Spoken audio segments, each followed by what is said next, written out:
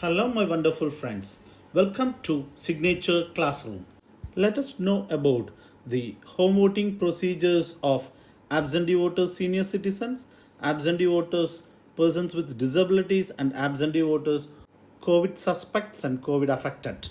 Their applications in Form 12D are collected, and a list in Annexure 9 is prepared by the returning officer or assistant returning officer.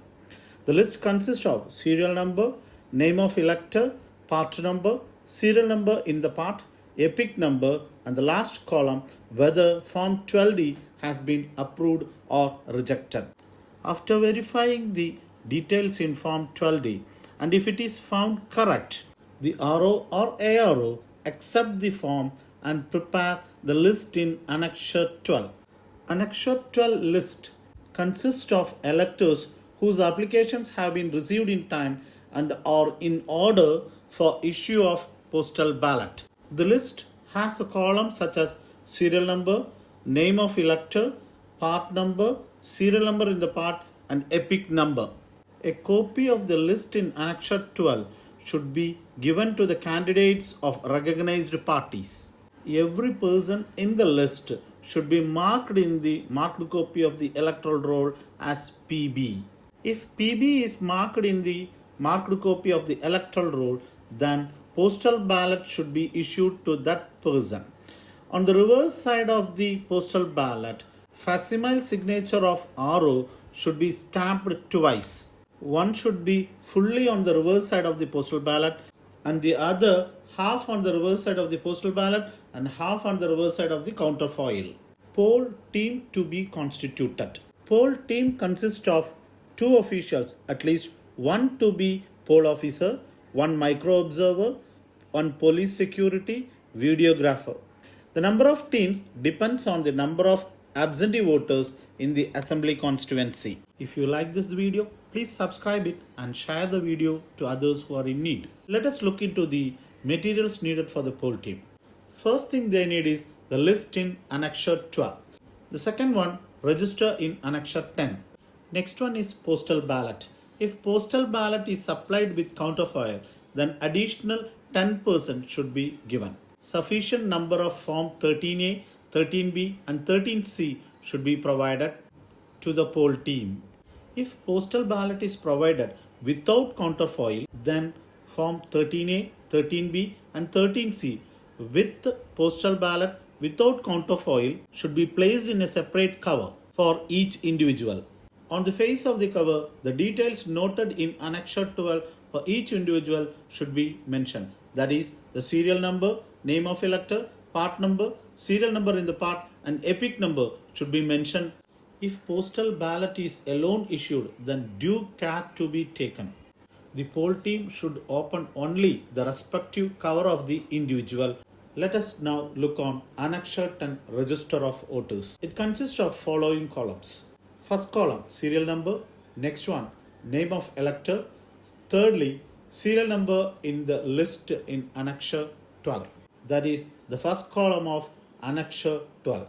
Next column is the details of the documents produced by the elector. Next one, date on which voted. And lastly, signature of the elector. The poll team should be provided with pen, ink pad, glue stick, voting compartment material, canvas cover for polled ballots and counterfoils, and any other essential stationeries required. The poll team, before visiting the home, should intimate the electors in advance the date and approximate time of visit. During their visit, they should ascertain the identity of the elector before issuing the postal ballot. They should check the electoral ID card.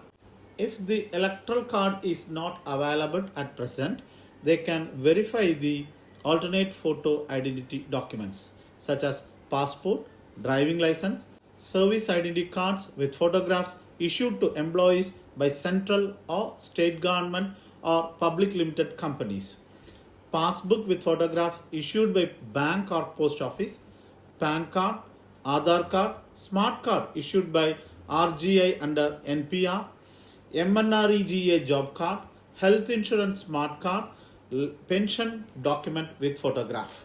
These are the alternate documents. After identifying and confirming the person, the details should be recorded in the register in Annexure 10. After that, signature or thumb impression of the elector should be obtained in register in Annexure 10. After that, put a tick mark against the name of the elector in the list in Annexure 12. Then enter the serial number and part number of the elector in the counterfoil if postal ballot is provided with counterfoil. Then detach postal ballot from counterfoil and issue to the elector. If postal ballot is issued without the counterfoil, then the cover containing the postal ballot of the elector should be taken and issued to the elector. The poll team should brief the elector about the procedure to follow, especially the secrecy of voting. The poll team should fold the postal ballot in a proper way and ask the elector to fold in such a manner after voting. The elector to be directed to insert the polled postal ballot in Form 13B. After that, Form 13B should be closed with glue. The poll officer should verify that the serial number of the postal ballot are written in Form 13A declaration and also on 13B cover. After that, the signature of the elector should be obtained in Form 13A declaration. After that, the declaration should be attested by poll officer. After that, the poll officer should direct the elector to place Form 13A declaration and Form 13B small cover containing the postal ballot into Form 13C big cover. Lastly, the Form 13C big cover should be sealed with glue. The cover should be deposited in the drop box. If the elector is not able to cast vote by himself, a companion can be used. But the companion has to give declaration in Annexure 11. If it is obtained, then the list in Form 14A to be prepared by the poll team. Annexure 11 and Form 14A to be maintained by the poll team till the last day, and it should be submitted to the returning officer on the last day. If the elector is not present at the first visit, then written intimation to be given. The date and time of second visit should be given in writing. If the elector is not present at second visit, then no more visit. The declaration in Annexure 11 should be signed by the companion and also by the poll officer. The declaration says that he will keep secret the vote recorded by him, and also he has not already acted as companion of any other elector on this day. If 11 is provided, then Form 14A to be recorded. Part number and serial number of the elector to be written in that one. Name of the elector should be given. Name of the companion should be written. Address of the companion should be written. And signature of the companion should be obtained in Form 14A. The visit of the poll team should be intimated to the candidate. The candidate has right to appoint his representative in Form 10.